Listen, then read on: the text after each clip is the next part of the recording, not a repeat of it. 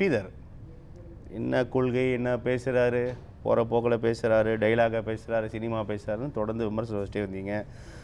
எனக்கா கொள்கை இல்லை அப்படின்னு நிறைய விஷயங்களில் சுட்டி காட்டியிருக்கிறார் விஜய். எப்படி பார்க்கலாம்? இதெல்லாம் கொள்கைகளாக உங்கள் கண்களுக்கு தெரியாதா? மொத்த கொள்கையும் நீங்களே பூட்டி வச்சுருக்கீங்க, ஏன் கொள்கையை ஏன் ஏற்க மறுக்கிறீங்கன்றாரு. பனையூரில் எல்லாருக்கும் ஒரு பங்களா, வீட்டிலேருந்து போயிட்டு வர ஒரு ஹெலிகாப்டர் நீங்கள் சொல்கிறீங்களா? நாங்கள் சொல்கிறோம் வேணும் அப்படின்னு சொன்னால் இது விஜய் வாக்குறுதியை விட எந்த விதத்தில் குறைவானது. நீங்கள் அப்படி சிந்திக்கணும். நீங்கள் நான் இப்போ பனையூரில் எல்லாருக்கும் ஒரு பங்களா கொடுக்கணுன்னா அதுக்கு என்ன செயல் திட்டம்? அது இப்படி அந்த ஒரு ஹெலிகாப்டர் பங்களாவை வாங்குவதற்கு அவர்களை தயார் செய்ய வேண்டும். அப்படி சொல்லலை, அப்படி சொல்லலை. இன்னொன்று கேளுங்க, இது அவர் கொடுப்பான்னு கூட சொல்லலை. வேணும், இது வேணும், எல்லாருக்கும் ஒரு பைக் வேணும், ஒரு ஒரு ஒரு கார்ன்றது லட்சியம்னு சொல்றாரு. இது எப்படின்னா இன்னும் ஒரு திமுக, நான் அப்படி தான் பார்க்குறேன். அதே போல தான் சால்வை போடப்பட்டு திமுக வீடு பைக்லாம் சொல்லியே அவங்க ஒருத்தர் மிக்சி சொன்னாரு, ஒருத்தர் கிரைண்டர் சொன்னாரு, ஒருத்தர் கலர் டிவி சொன்னாரு, ஒருத்தர் மாடு சொன்னாரு, ஒருத்தர் ஆடு சொன்னாரு, ஒருத்தர் இது என்ன பிரமாதம் அப்படின்னு வீடு சொல்றாரு. நானும் விஜய் மாதிரி இறங்கிட ஆரம்பிச்சேன்னா எல்லாருக்கும் பனையூரில் ஒரு பங்களா, ரோல்ஸ் ராய்ஸ் வச்சிருக்காருன்னு நினைக்கிறேன். அவர் ஆளுக்கு ஒரு ரோல்ஸ் ராய் காரு, மளிகை சாமான். பனையூர்ல மட்டும் பங்களான்றீங்க, தமிழக முழுமைக்கு சொல்லணும்னா ஃபேமஸ் பனையூர் தான், அதுக்காக சொல்ல வரேன். அப்புறம் ஒரு வீட்டில் இந்த சாதாரண தேவைகள்லாம் போயிட்டு வர ஒரு ரோல்ஸ் ராய் காரு, வெளியே தூரமாக போகிறதா இருந்தால் ஒரு ஹெலிகாப்டர்னு சொல்லலாம். ஒருவேளை அதுவே லட்சியமாக இருந்தால் கூட அதை நோக்கி பயணிக்கிற தப்பில் அதுக்கு என்ன செயல் திட்டம் இருக்குது? விஜய் அவர்கள் பேசுனதில் எந்த விதமான ஆழமான அறிவுபூர்வமான எந்த கருத்தும் இருக்கிறதா நான் பார்க்கல. அவர் தான் ஆரம்பிக்கும் போது பேச்சு சொல்றாரு, அண்ணா சொன்னாரு நீங்க எதிர்பார்ப்பதை அவர் பேச மாட்டார். எதிர்பார்க்கறத அவர் பேச வேணாம், மக்கள் எதிர்பார்க்கறத அவர் பேசட்டும். என்ன எதிர்பார்த்தாங்க, என்ன பேசல, இப்போ அவர் சொல்றதையே அவர் செய்யட்டும். மக்களை போய் சந்தியுங்கன்னு சொல்றாரு அண்ணா சொன்னாரு, மக்களிடம் செல்லுங்கன்னு சொன்னாருன்னு இவர் சொல்றாரு. மக்களிடம் இவர் எங்க சென்றாருன்னு நான் கேட்கிறேன். மக்களிடம் இவர் சென்றாரா இல்ல இவர் ஒரு அறையை போட்டு மக்களை வர சொன்னாரான்ற கேள்வியிலேருந்தே அது அந்த ஜனநாயகத்தோட வீழ்ச்சி ஆரம்பிக்குது. அதற்கான விளக்கத்தை தான் தராங்க. அவங்க எது வேணா கொடுக்கட்டுங்க, பொதுமக்கள் அதை ஏற்பாங்களா? நீங்க ஊடகவியலாளர் ஏற்கிறீங்களா? இது என்ன மரபுக்கு முரணா இருக்குன்னு நான் கேட்கிறேன். 2000 பேர் வந்தாங்க இல்லைங்க, இன்னைக்கு 2000 பேர் கூப்பிட்டாங்களே, 2000 பேர் அழைக்கப்பட்டவங்கள பொதுமக்கள் யாரு? சாமானியன் யாரு? விவசாயி யாரு? ஆட்டோ ஓட்டுறவன் யாரு? தொழில் செய்யறவன் யாரு? அங்க மளிகை சாமானுக்காக ரேஷன் கடையில் நிக்கிறவன் யாரு? ஏதாவது தகவல் உண்டா? நீங்க அங்க இருக்கிற செய்திகளை பாருங்க. ஏங்க மக்களை போய் சந்திச்சிருந்தா என்ன தெரியுங்களா? மக்கள் வாழ்விடங்களில் போய் மக்களோட பிரச்சனை என்ன, அவங்களுக்கு என்ன தேவை இருக்கிறது, அவங்களோட கஷ்டம் என்ன இருக்குன்னு போய் கேட்கறதா மக்களை போய் சந்திக்கிறதே தவிர ஒரு ஏசி அரங்கம் எடுத்துக்கிட்டு அதுக்குள்ள எல்லாரும் வாங்க, என்னை ரசிக்கிறவங்களாம் வாங்க, இங்க வந்து கைத்தட்டுங்க ஒரு பேச்சுக்குன்னு சொல்றது அது அரசியல் கிடையாது, மக்களாட்சி கிடையாது. நான் அப்படிதான் அதை பார்க்குறேன். நீங்க சொல்லுங்க. இப்போ மக்கள் இடத்துல போறாரு ஒரு தலைவர் வச்சுங்க, அங்க ஒரு சாக்கடை ஓடும், அந்த சாக்கடையை தாண்டுவார், அங்கே ஒரு முள்ளு புதர் இருக்கும், அந்த முள்ளு புதரை கடப்பார், அங்கே தலை காஞ்ச ஒரு குழந்தை இருக்கும். நீங்கள் எம்ஜிஆர் காலத்தில் வந்து இதை பார்க்கலாம், அதை பார்ப்பார். அப்போ பார்க்கும்போது எவ்வளவு மேட்டிமை கொண்ட எண்ணம் கொண்டவங்களுக்கும் மனசு கசியும். அப்போ இது சாமானியனோட வாழ்க்கை தெரியும். என்னைக்குன்னா விஜய் கியூவில் நின்று ரேஷன் கடையில் பொருள் வாங்கியிருக்காரா? என்னைக்காவது ஒழுகிற பஸ்ஸில் போயிருக்காரா? என்னைக்குன்னா விஜய் அவர்கள் என்னைக்குன்னா ஒரு நாள் கியூவில் நின்று என்னைக்குன்னா பஸ்ஸுக்காக என்னைக்குன்னா காத்திருக்காரா? மழை நேரத்தில் என்னைக்குன்னா ஆட்டோவில் போயிருப்பாரா? முட்டி வரைக்கும் துணியை லுங்கியை மடிச்சு கட்டிட்டு என்னைக்குன்னா போயிருப்பாரா? கொசுவத்தி இல்லாமல் என்னைக்குன்னா தூங்கி இருப்பாரா? கரண்ட் இல்லாத இரவுகளை என்னைக்குன்னா கழிச்சிருப்பாரா? அவருக்கு எப்படிங்க தெரியும்? தெரியாது தவறில்லை, தெரிஞ்சுக்காதான் தவறு. இதெல்லாம் செஞ்சே ஆகணும் அப்படின்னு இருக்கா ஸ்ரீதர்? இதை கூட செய்யணும், அப்புறம் எதுக்கு தலைவர்?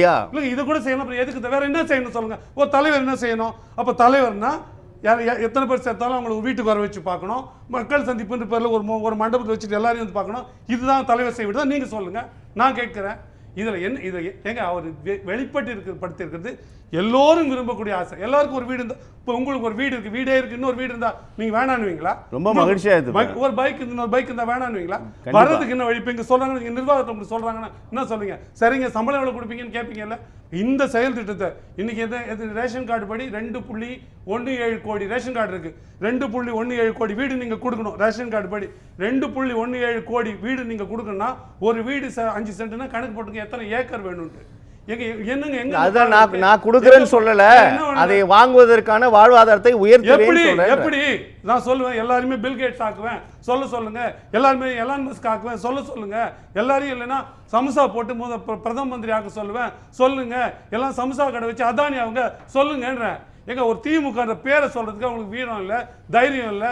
எங்க ஒரே ஒரு இடத்துல சொன்னாங்க திமுக அப்படி எதிர்த்து சொன்னாங்க. ஆளுங்கட்சினாரு, அங்கிள்னாரு, மாமான்னாரு, பெரியவரேனாரு, சின்னவனேனாரு. பிஜேபி பேர் என்ன சொன்னாங்க? என்னைக்கு சிபிஐ திமுகவுக்கும் எங்களுக்கும் பிரச்சனை இல்லை, அவர்கள் வேண்டுமானால் நம் மீது வன்மத்தோடு இருக்கலாம், ஆனால் நாம் அவ்வாறு இல்லை அப்படின்னு பிரச்சனை இருந்தால் திமுக பயன்படுத்தி திமுக அறிந்து விடுவார்கள். அதனால சொன்னாங்க இல்ல பயப்படுறோம் தான் அது அர்த்தம். நான் கேட்கறேங்க, இவ்வளவு வீரம் பேசுறாருல்ல, அதவு பேசினார்ல, இவர் பேசினார்ல, ஏங்க ஒரு தடை போட்டிருக்காங்க நான் போக முடியாதுன்னு கரூருக்கு ஏங்க சொன்னாங்க? இவங்க அனுமதி கொடுக்கலன்னு சொன்னாங்கல்ல, அனுமதியா மீற முடியாதவங்க எதை திமுக தாண்டி செஞ்சிருவாங்க? சட்டத்தை சரியாக பின்பற்றுகிறார்கள், சட்டத்தை தவறு எதுவும் இல்லையே. ஏங்க ஜனநாயகத்துல இது போன்ற விஷயங்களை மீறிச்சு. அப்போ ஆளுங்கட்சி எந்த அடக்குமுறை ஏற்படுதோ அதுக்கு நீங்க உட்படுவீங்கன்னு அர்த்தம். அந்த அளவிற்கு நீங்க பயந்தவர்கள் அர்த்தம். அதற்கு நீங்க சொல்லுகிற பதில் தான் சட்டத்தை பின்பற்றுகிறோம் என்ற சாஜாப்பு வார்த்தை நான் சொல்றேன். ரொம்ப ரொம்ப அடிப்படை எளிமையங்க. சாதாரண ஒரு அமைப்பு கூட ஒரு ஆளுங்கட்சியை எதிர்த்து பேசும். யூடியூப்ல சின்ன பசங்க பேசுறாங்க, இப்பதான் வந்தவங்க பேசுறாங்க. எப்படி திமுகவை பிரிச்சு மேயறாங்கன்னு பாருங்க. எத்தனை வாக்குறுதி கொடுத்தீங்க, என்ன செஞ்சீங்கன்னு கேட்கறாங்கன்னு பாருங்க. ஆனா ஆனந்த் பெட்டரா பேசுறாரு. ஒருவேளை ஆனந்த் தான் இப்ப விளக்கம் பொழிப்புரை கொடுத்தாரே தவிர, கவி காலமேகம் பாட்டு கொடுக்குற மாதிரி கொடுத்தாரே தவிர, விஜய் இந்த அளவுக்கு பேசல. இப்ப திமுக பத்தி இவ்வளவு பேசுறாரு. எந்த ஆனந்த் சொல்றீங்க? ஆனந்த் சொல்றேன் நான், அவர்தான் ஆனந்த் சொல்றேன். அவரால் கூட விஜய் பேசலையே, அவர் தானே பேசுறாரு. இப்போ நான் என்ன, இது அடிப்படையில் சாரம் இல்லை. ஒரு மாதம் ஒரு கோட்டாங்க அவருக்கு, அரசியல் கோட்டா கூட்டம் ஒரு கோட்டா. இந்த மாதத்துக்கான கோட்டா இது முடிச்சாரு. எந்த ஊருக்கு போகிறாரோ அந்த ஊரில் ஒரு சிறப்பை சொல்லுவார். அந்த ஊரில் எழுதி கொடுத்த சிக்கல்களை படிப்பார். அதை தாண்டி அவர் உணர்வுபூர்வமாக உள்ளபூர்வமாக பேசினா நான் பார்க்கல. நான் அவர் கில்லி படம் நடித்தார், சரியாக நடித்தார், நம்ம பாராட்டணும். குஷி படம் நடித்தார், சரியாக நடித்தார், பாராட்டணும். இன்றைக்கி வந்த படத்தில் அவர் சரியாக நடிக்கலை, அதெல்லாம் பாராட்டுறதுக்கு ஒன்றும் இல்லை, தெரியுது, அது சிங்கே ஆகலை. அப்போ இதெல்லாம் ஒரு ஒரு கிமிக் பண்ணுறாரே தவிர அதில் நேர்மை இல்லைன்னு நான் பார்க்குறேன். அந்த நேர்மை இப்போவும் நான் சொல்கிறேன், நேர்மையை வளர்த்துக்க வேண்டிய ஜனநாயக அமைப்பில் எல்லோருக்கும் நீங்கள் வரல தவறு இல்லை, தெரியல தவறு இல்லை, ஆனால் கற்கணும் இல்லை. நீங்கள் மக்களை நோக்கி நீங்கள் நகரவே மாட்டேன்னு நீங்கள் சொன்னீங்க, அதுக்கு கூட்டம் தான் காரணம்னு நீங்கள் சொன்னீங்கன்னா அப்படி எல்லா நேரமும் கேட்டுக்கொடுங்க. மக்கள் ஒரு முட்டாள் இல்லை நான் சொல்கிறேன். காஞ்சிபுரம் பாலாற்றில் 22 லட்சம் யூனிட் கொள்ளை நடக்குது, 4730 கோடி மதிப்பிலான கொள்ளை நடைபெறுகிறது அப்படின்னு ரொம்ப சீரியஸ் சார்ஜ். செங்கோட்டையில் குண்டு வெடிப்பு வச்சது, பரந்தூர் விமான நிலையம் பத்திலாம் பேசுறாரு. செங்கோட்டையில் குண்டு அதெல்லாம் கேட்க மாட்டீங்களா? நான் கேட்கிறேன், அதை பற்றி அவருடைய பார்வை என்ன? ஏன் அதை பத்தி பேசல? சிஏஓ மறைமுகமா நிறைவேற்றதில்லை, இப்போ எஸ்ஐஆர் மூலமா சிஏ மறைமுகமா நிறைவேற்றதில்லை. எங்க ஆளுங்களுக்கு ஃபார்மே கொடுக்கலன்னு சொன்னார்ல, அபத்தமா சிஏ நிறைவேற்றதில்லை. அதை பற்றி தாவேக்காவோட நிலைப்பாடு என்ன? தாவேக்கா 4 வருஷத்துக்கு முன்னாடி சிஏ வந்ததில்ல, அது பில்லா இருந்ததில்ல, ஆக்ட் ஆகிறதுக்கு முன்னாடி. அப்போ விஜய் அவர்களுடைய நிலைப்பாடு என்ன? கட்சி ஆரம்பிச்சு 4 மாதம் கழிச்சு தான் அதை பற்றி ஒரு நிலைப்பாடே சொல்றாங்க. இன்னைக்கு நீங்க அதை பற்றி எங்கே பேசுறீங்க? எஸ்ஐஆர் பற்றி எங்கே பேசுறீங்க? ஆக இன்றைக்கு பிரச்சனை என்னவோ, என்ன தேவை பேச. நானும் எங்க ஆத்துக்காரரும் கச்சேரிக்கு போனார் அப்படின்னு ஒரு கூட்டம் நடத்துறது தான் விஜயோட வேலை. இன்றைக்கு அவங்க ஆத்துக்கார் போன கச்சேரி இன்னைக்கு காஞ்சிபுரத்தில் நடந்த கச்சேரி. அதை தவிர அதை எடுத்துக்கொள்ள அறிவுபூர்வமாகவோ அரசியல் பூர்வமாகவோ எந்த விதமான செய்தியும் இல்லை, ஒன்று இருக்கு அதுக்குள்ள. அது என்னன்னா, திமுகவுக்கு உச்சபட்ச மகிழ்ச்சி இருக்கு.